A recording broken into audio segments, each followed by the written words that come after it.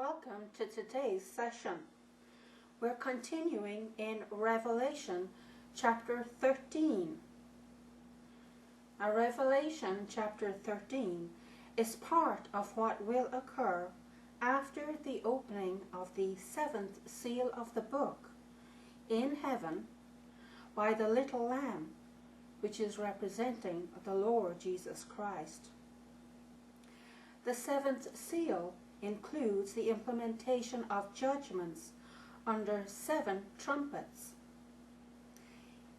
and also includes 7 bowls as part of the 7th trumpet blowing. The 7th trumpet, with its 7 bowls, occurs during the time of the great pressure of the completing together of the age, and it will be followed by the Lord Jesus Christ's return on earth as recorded in Revelation chapter 19. We've already looked at Revelation chapter 12, and we noted that Revelation's chapters 12 through 14 contain prophecy regarding the past, present, and the future, providing additional details of events leading up to the return of Christ on earth. Specifically, the details written in Revelation 12 verse 13 through chapter 13 verse 18 pertain to effects or events taking place on earth as a result of and corresponding to previous events which took place in heaven. And we looked at that in our last session regarding Revelation chapter 12 verses 1 through 12.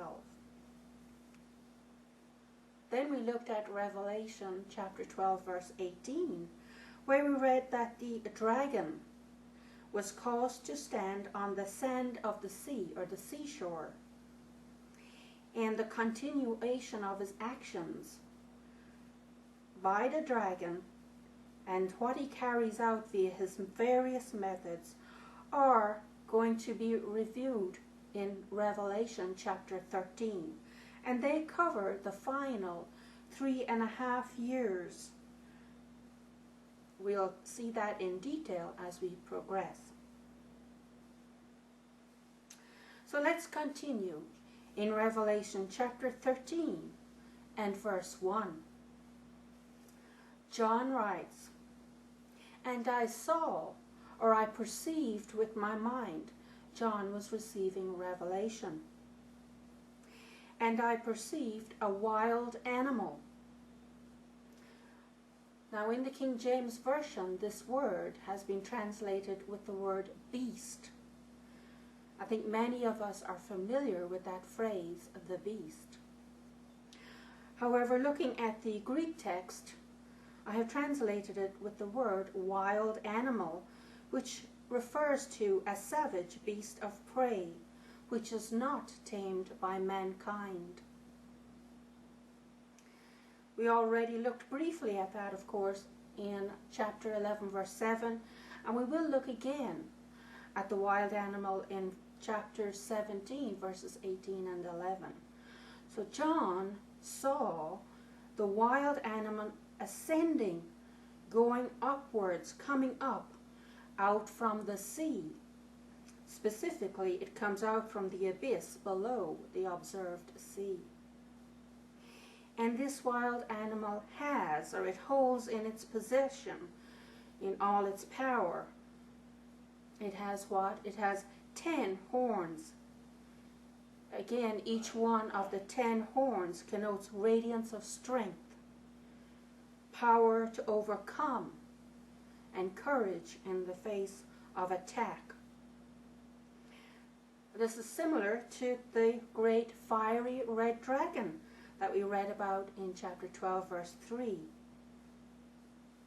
So this wild animal has 10 horns, and it has 7 heads, and that figuratively refers to its having 7 positions or functions, being chief, the principal part from which to enforce its instructions and directive. And that also is as the great fiery red dragon in Revelation chapter 12 verse 3. And on its 10 horns there were 10 diadems. That's 10 bands or badges worn to display its position of dignity, royalty, its earthly dominion as kings or rulers. These diadems were worn on its horns instead of its heads. And next we read that down on its heads are names of blasphemy. A name, of course, is to designate and describe its distinguishing and distinctive constitution, character, quality, workings. Here it has names of blasphemy. These names relate to their intention or mark the point to be reached by these heads, and that is, they consist of and communicate blasphemy. Blasphemy is evil speech. It is the action of treating God and others with lack of godly reverential respect. So on the wild animals' heads it has names of blasphemy. And the wild animal which I saw, John speaking, the wild animal which I saw used to be, or while John was receiving the information, the revelation, it used to be similar to a leopard. And that, of course, refers to the empire of Greece, as Daniel chapter 7, verse 6. And its feet as a bear. Again, that refers to Daniel 7, 5, representing the empire of Medo-Persia. And its mouth as a mouth of a lion. That refers to Daniel chapter 7 verse 4, representing the empire of Babylon. And what happened to the wild animal? It says, and the dragon gave to it. Remember, the dragon is a name or another name for that old snake, the devil, Satan.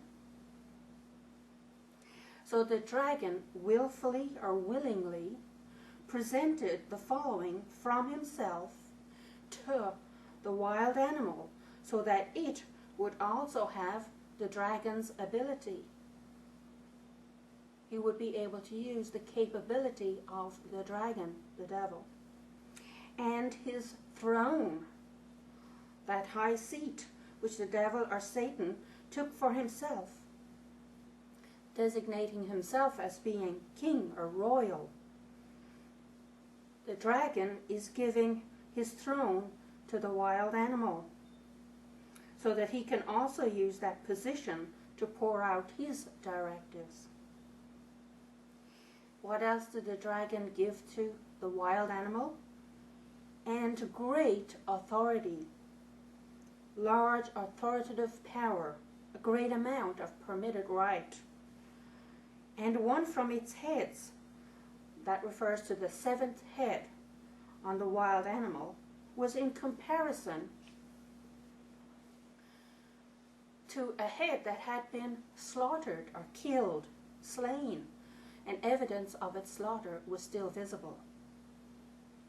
Slaughtered into death, so it actually died, resulting in being dead. And the stroke of its death, or the blow, the strike that caused its death, was attended to.